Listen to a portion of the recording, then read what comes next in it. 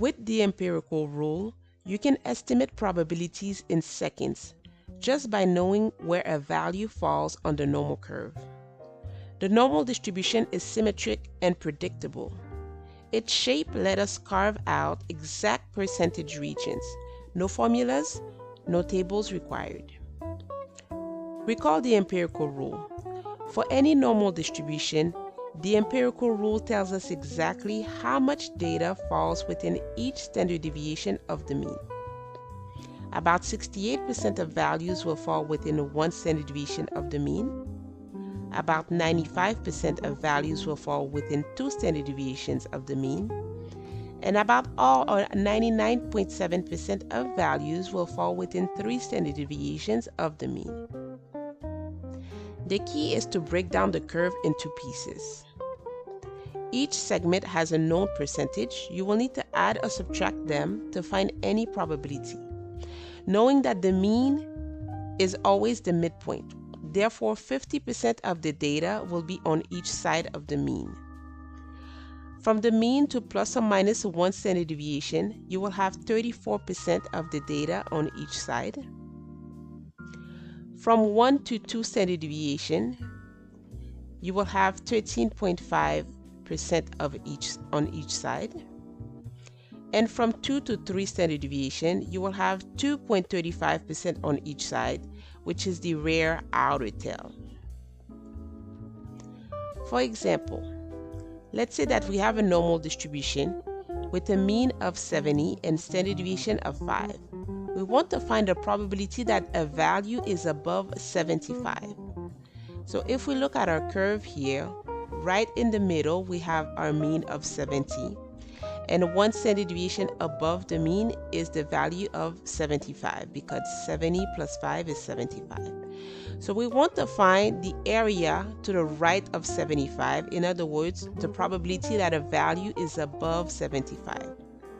Since we know that about 34% of values will fall between the mean and one standard deviation above the mean, that is between 70 and 75, we can subtract 50% minus 34%, and that leaves us 16% for values greater than 75.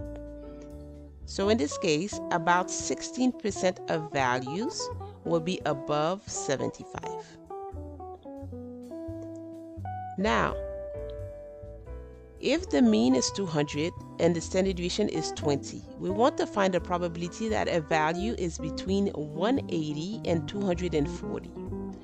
Once again, we have a mean right here in the center of 200 and a standard deviation of 20. Therefore, one standard deviation below the mean will be 200 minus 20, which is 180.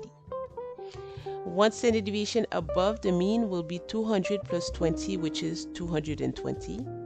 And two standard deviations above the mean will be 200 plus 2 times 20, which is 240. So in other words, we want to find the probability that a value will be between one standard deviation below the mean to 2 standard deviation above the mean. So we know that this area, or the percentage of value between 180 and 200, will be 34%. Between 200 and 220 will be 34%.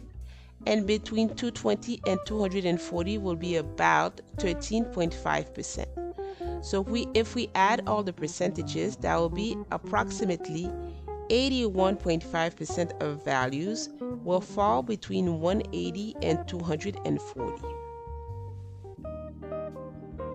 In this next example, we have a normal distribution with a mean of 50 and standard deviation of 10. And we want to find what percentage of values are less than 30. So once again, we have a mean right here in the middle of 50. And the value of 30 will be 2 standard deviations below the mean. Since the standard deviation is 10, one standard deviation below the mean will be 50 minus 10, which is 40.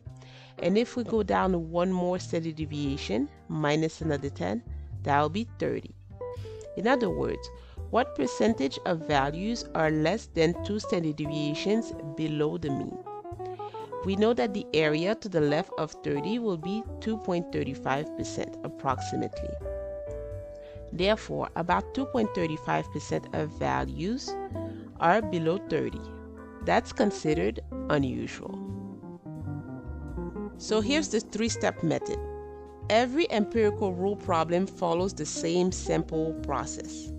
No calculator, no z-table, just the curve. First, you need to break the curve. You need to identify which standard deviation each value corresponds to and locate the relevant segments. Then you will combine the percentages of the segments that fall within your range of interest. And finally, you're reading the curve. No formulas needed. The answer is a quick mental calculation. Thanks for watching.